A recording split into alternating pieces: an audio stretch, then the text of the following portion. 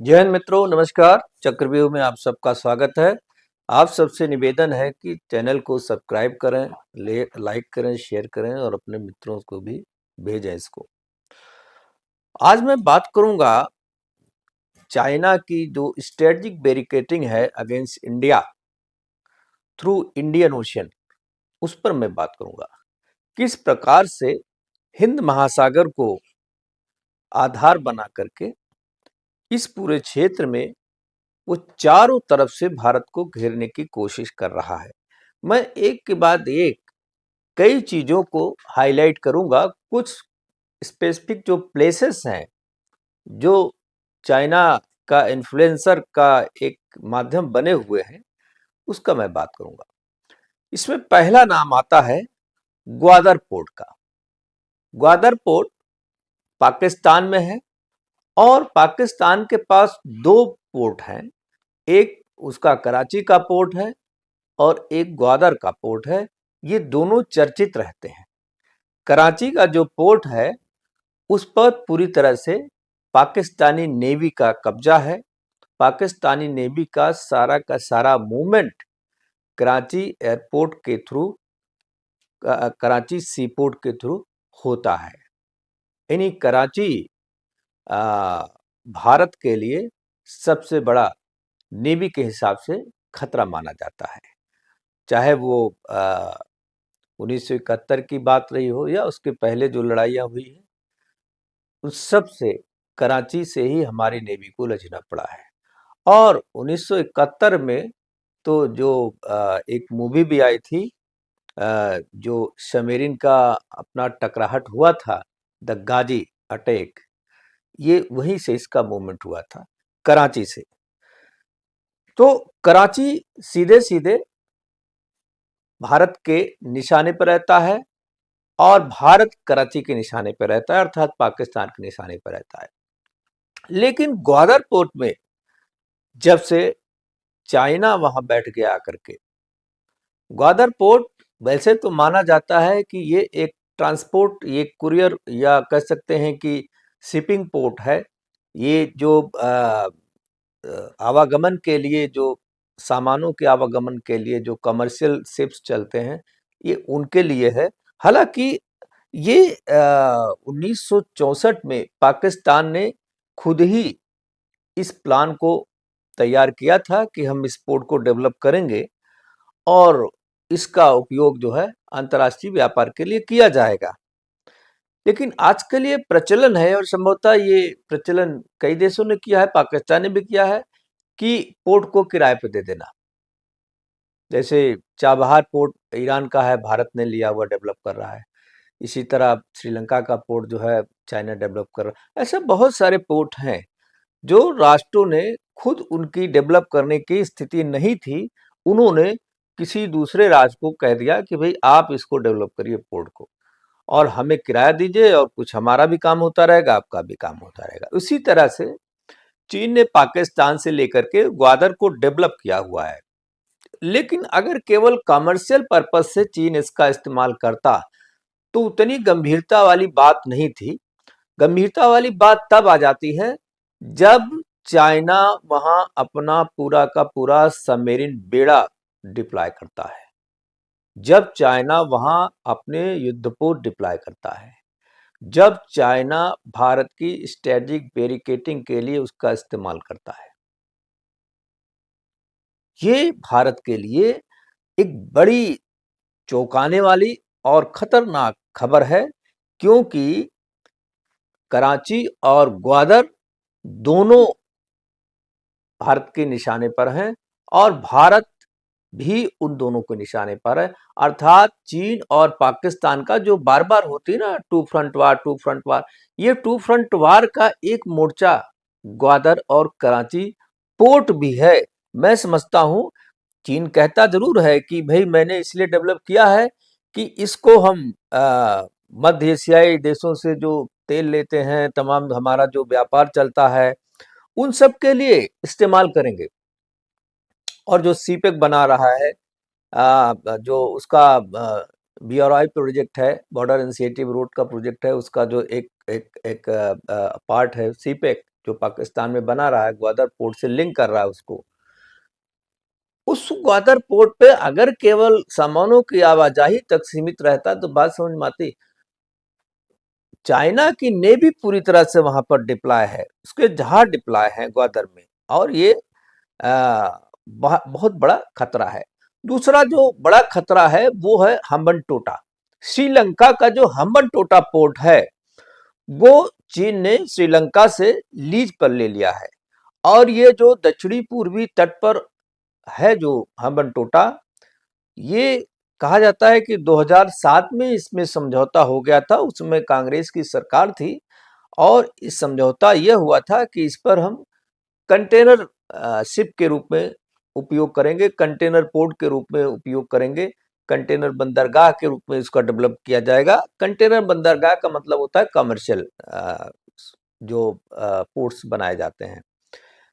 और उसने कहा कि भाई इसमें जो इसकी रिफाइनरीज यहाँ पर जो है या अन्य प्रकार की चीजें हैं, उसको हम यहाँ डेवलप करेंगे, सड़कें बनाएंगे, होटल बनाएंगे, ये करेंगे वो करेंगे। बड़ा उसने दिखा करके सपने दिखा करके श्रीलंका को उसने बंदरगाह हथिया ली। और लीज पर जो बंदरगाह लिए जाते हैं वो बहुत लंबे लीज पर, 99 साल है, इस तरह के 90 साल, बड़े लंबे लीज पर लिए जाते हैं। 1 बिलियन अमेरिकी डॉलर खर्च करके चीन जो है इस बंदरगाह को डेवलप कर रहा है। कहा जाता है कि 85% जो है पूरा का पूरा खर्च अकेले चीन कर रहा है। इस पूरे उसका जो है मतलब जमीन और सारी कॉस्ट जोड़ डाले तो 85% जो है चीन की उसमें लागत आ रही है। अब जाहिर सी बात है, जब इतना पैसा खर्च कर रहा है तो इतनी जल्दी छोड़ने वाला नहीं, ना ही श्रीलंका सरकार छुड़वा पाएगा, क्योंकि छुड़वाने का मतलब है कि उसका सारा हिसाब किताब करिए। वो श्रीलंका के बस की बात है नहीं। और वर्तमान में भी तो कम्युनिस्ट गवर्नमेंट आ गई है, जो भी प्रेसिडेंट हुए हैं वो कम्युनिस्ट माइंडेड है, कम्युनिस्ट सरकार आ गई है। अब तो और जो है चीन की दखलंदाजी बढ़ेगी। श्रीलंका भारत के साथ बहुत ऐतिहासिक संबंधों में रहा है, सामाजिक धार्मिक संबंधों में रहा है, बौद्धिक देश है, और हमारा रामायण काल से ही श्रीलंका का नाम आता रहा है और बहुत नजदीक है भारत के।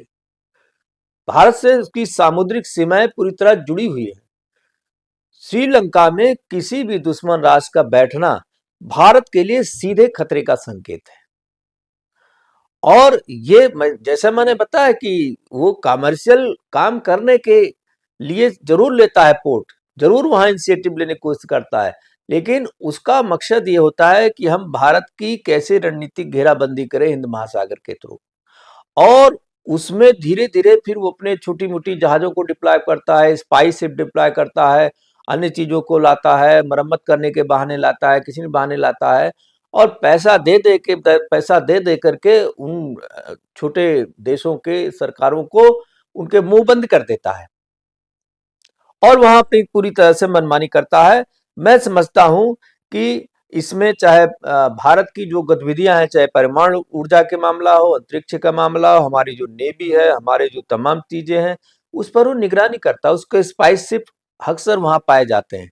भारत ने कई बार ऑब्जेक्शन भी किया है, लेकिन वो भारत क्या कर रहा है, क्या तैयारी कर रहा है, क्या कुछ हो रहा है अंदर, उसको झांकने के लिए, देखने के लिए उसके आसपास अपने स्पाइसिस तैनात कर देता है। अगर वहां पर उसका कोई एग्रीमेंट नहीं होता, कोई लीज नहीं होता, कोई स्थान रुकने का नहीं होता, तो वहां शिप क्यों आती, बंगाल की खाड़ी में क्यों आती?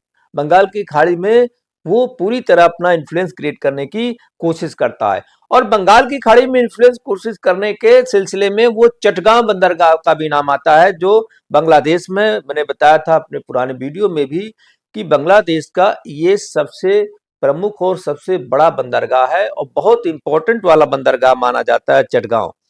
इसमें भी चीन कंटेनर पोर्ट बनाने की कोशिश कर रहा है, और चाहता है कि हमें बांग्लादेश जो है कंटेनर पोर्ट की सुविधा दे दे। हालांकि अभी पूरी तरह से चटगांव के साथ उसका कोई ऐसा एग्रीमेंट नहीं बताया जाता है, लेकिन वो अभी जो ये मैडम वहां की जो प्रधानमंत्री थी, वो चीन गई थी जब वो प्रधानमंत्री थी, तो यही सब वो बात करने के लिए बुलाया था। वो कुछ कंडीशंस रखे हुए था कि हम आपको पूरी मदद करेंगे, खूब पैसा देंगे, आप जितना डॉलर लेना हो ले लीजिए, युवान ले लीजिए, लेकिन हमें जो है ये सुविधाएं सब दे दीजिए। और मैडम ने नहीं दिया, क्योंकि उन्हें पता है कि भारत को अच्छा नहीं लगेगा, और भारत की सुरक्षा भी शेख हसीना मैडम को पता है कि इससे भारत की सुरक्षा प्रभावित होगी। उन्होंने चीन के उस बहकावे में आने से उन्होंने कोशिश नहीं की, बल्कि उन्होंने अपना यात्रा ड्रॉप करके, जो 3 दिन की आधिकारिक यात्रा थी, छोड़ करके दूसरे दिन वो लौट आए। कहा जाता है कि वो चीन के रवैये से नाराज थी, लौट आए। हालांकि अब जो है उनकी सरकार को जबरदस्ती तरीके से हटा दिया गया है, उनको देश निकाला कर दिया एक तरीके से, उनको जान बचा के भागना पड़ा है। अब जो सरकार आई है, कहा तो यह जाता है कि वो अमेरिका की पिट्ठू रही है, मतलब बाइडेन सरकार के साथ। ट्रम्प सरकार का क्या हिसाब किताब रहता है ये कहना बड़ा मुश्किल है अभी, लेकिन बाइडेन सरकार का काफी वो दिखा गया उस पर। और चीन का भी काफी प्रभाव देखने को मिल सकता है आने वाले दिनों में। अगर चटगांव बंदरगाह का भी लीज एग्रीमेंट होता है, या वहां और सारे कुछ आइसलैंड की बात आई है उसका अगर एग्रीमेंट होता है, तो निश्चित रूप से भारत के लिए और सुरक्षा घेरा कस जाएगा। अब मैं बात करता हूं सितवे बंदरगाह की। सितवे बंदरगाह म्यांमार का है। बांग्लादेश के साथ साथ म्यांमार पर भी चीन की तगड़ी नजर रहती है। म्यांमार की जो अराकान पहाड़ियों से लेकर उनका जो नॉन राज्य है, वहां से लेकर के वो गैस पाइपलाइन और तमाम चीजें, जो रोड कनेक्टिविटी और बहुत सारी चीजें, वो म्यांमार को देता रहा है, म्यांमार को खुश करने की कोशिश कर रहा है। और उसी बहाने वो म्यांमार के रास्ते से होकर के समुद्र में आना चाहता है, अर्थात बंगाल की खाड़ी में आना चाहता है। वो चीन से सीधा म्यांमार होते हुए बंगाल की खाड़ी में गिरने वाला रास्ता बना चुका है, बहुत बड़ा हाईवे बना चुका है। और म्यांमार की जो जुंटा सरकार है, म्यांमार की जो फौजी गवर्नमेंट है, जिसका पिछले 35-40 सालों से दबदबा है, वो उसके फॉलोअर्स बताए जाते हैं, या वो उसके साथ उनका संबंध बहुत अच्छा रहता है। वहाँ जब ब्यूरोक्रेसी हावी होती है, जब वहाँ लीडरशिप आती है, वहाँ पॉलिटिकल सिस्टम मजबूत होता है, तो भारत का प्रभाव बढ़ता है। जब पॉलिटिकल सिस्टम वहाँ हैंग हो जाता है, जैसा आजकल भी है और बहुत दिन से है, कई सालों से है, मैंने बताया 35-40 साल से ऊपर हो गए हैं, तो वहाँ चीन का दबदबा ज्यादा होता है। और चीन म्यांमार के थ्रू भारत को बंगाल की खाड़ी में आकर के घेरने की कोशिश करता है। ये भी एक बहुत बड़ा खतरा है जो वो करता है। और कहा भी जाता है कि ये 1992 में ही कोई समझौता किया था म्यांमार के साथ चीन ने, और वो उस समझौते के तहत बहुत सारी चीजें वहां पे कर रहा है। और भारत के लिए कम से कम गैप हो, भारत के लिए कम से कम वहां जरूरत हो, ये वो कोशिश करता है। भारत को पूरी तरह से म्यांमार से हटाने की कोशिश करता है। भारत के भी कुछ प्रोजेक्ट चलते हैं म्यांमार में, लेकिन आने वाले दिनों में वो खटाई में पड़ सकते हैं। और बहुत सारी सुविधाएं चीन वहां पर दे रहा है। और कहा तो ये भी जा रहा है कि म्यांमार के थ्रू वो बे ऑफ बंगाल में भी अपना मिलिट्री बेस, अपना नेवल बेस तैयार कर रहा है चुपचाप, ये भी खबरें आती हैं। और इनका जो डीप सी पोर्ट है, वो इससे लिंक हो गया है बताया जाता है। और मध्य पूर्व और अफ्रीकी देशों तक ये जो सर्कल है, बंगाल की खाड़ी और इंडियन ओशन के साउथ से होते हुए जाने का, इस पर भी कोशिश कर रहा है। ग्वादर पोर्ट पे तो कर ही रहा है सीधे पहुंचने का, इधर से भी वो राउंड अप करके उधर कनेक्टिविटी देने की कोशिश कर रहा है, ताकि वहां से भी उसका एक व्यापारिक रास्ता भी खुले और उसका दबदबा भी खुले। इसके अलावा मैं बात करूंगा खास तौर से जो मालदीव की है। आपने देखा पिछले जब मुइज्जू सरकार आई है, तो मुइज्जू सरकार ने एकदम से भारत का विरोध करना शुरू कर दिया। भारत का विरोध करके ही वो सरकार सत्ता में आई थी मुइज्जू साहब ने। उन्होंने कहा था कि हम सत्ता में आएंगे तो यहाँ से भारत को बाहर कर देंगे। भारत को आते ही बाहर कर भी दिया, बहुत सारे एग्रीमेंट तोड़ दिया। हमारे जो एक एक छोटा सा वहां पे पेट्रोलिंग के लिए ट्रूप्स रहता था, उसको उन्होंने जाने के लिए कह दिया। हमारे हेलीकॉप्टर्स लौटा दिए। बहुत सारा ऐसा डिसीजन लिया जो चीन के इशारे पर, चीन के कहने से उन्होंने भारत को क्विक किया वहां से। और मालदीव एक ऐसा जगह है कि मालदीव में भारत का रहना बहुत जरूरी है। अगर भारत वहां नहीं रहता है, तो मालदीव का छोटे से कमजोर राष्ट्र का लाभ उठा के वहां कोई भी शक्तिशाली राष्ट्र बैठ करके उस क्षेत्र से भी, उस ओर से भी, उस दिशा से भी भारत को खतरे में डालने की कोशिश करेगा। हालांकि अभी कुछ महीनों में, 1-2 महीनों के अंदर थोड़ा सा मोदी साहब का वो ढीला हुआ है। दिल्ली दौरा आए थे, उन्होंने प्रधानमंत्री जी और तमाम नेताओं से मिले थे, लेकिन चूंकि भारत की अर्थव्यवस्था भारत पर निर्भर है, भारत के जो टूरिस्ट नहीं जाते हैं, जितने भी टूरिस्ट जाते हैं उसमें 80% भारत के होते हैं। अगर भारतीय टूरिस्ट नहीं जाते हैं तो उनकी अर्थव्यवस्था बर्बाद हो जाएगी, और उसे मालूम है कि चीन जो कर्जा देता है उसका क्या उसको असर मिलेगा। और मैं समझता हूँ उसके देश के अंदर भी मोदी की इस नीति का विरोध हो रहा है, क्योंकि भारत के समर्थक उनके देश में हैं, दूसरी पार्टियां हैं वो विरोध कर रही हैं। शायद इसमें कुछ मामला बन जाए, लेकिन कुल मिलाकर के देखा जाए कि उस ओर से भी भारत को पूरी तरह घेरने की कोशिश हो रही। एक मामला कोको द्वीप का आता है। कोको आइसलैंड भी बंगाल में है, ये बिया बंगाल में है, बंगाल की खाड़ी में है, जिसे लीज पर ले चुका है चाइना। और ये पूरी तरह से बंगाल की खाड़ी में बैठने के लिए और भारत का मुकाबला करने, भारत का दबाने के लिए मलक्का जलडंबू मध्य का रूट है, जो बहुत बड़ा कमर्शियल रूट है, जिस पर तमाम देश जुड़े हुए हैं। साउथ ईस्ट एशिया के तमाम देशों तक जाने का यही रास्ता, ऑस्ट्रेलिया तक जाने का यही रास्ता है। इसको भी क्लियर करने के लिए, इसका भी अपना दबदबा हासिल करने के लिए चाइना कोको द्वीप का इस्तेमाल करता है। बहुत सारी चीजें और हैं जिससे चाइना को उसका लाभ होता है, और उन सब चीजों का कभी मैं किसी अन्य वीडियो में भी जिक्र करूंगा। लेकिन कुल मिलाकर के भारत को चारों ओर से हिंद महासागर के थ्रू रणनीतिक रूप से घेरने की योजना जो चीन की है वो काफी हद तक सफल हो चुकी है। उसका प्रभुत्व काफी हद तक पड़ोसी राष्ट्रों पर है, चाहे नेपाल हो, चाहे पाकिस्तान हो, चाहे मालदीव हो, चाहे म्यांमार हो, बांग्लादेश हो, श्रीलंका हो, चारों तरफ से भारत के पास विकल्प बहुत कम है। भारत को समय रहते इन पड़ोसी देशों को अपने पक्ष में करना पड़ेगा और चीनी इन्फ्लुएंस को काउंटर करना पड़ेगा। और इसके लिए उसे, भारत को चाहिए कि साउथ चाइना सी में जाकर के उसकी उंगली दबाए। जब वहां उसकी उंगली दबेगा, वहां के राष्ट्रों के साथ स्ट्रेटेजिक रिलेशन बना करके वहां काम करे।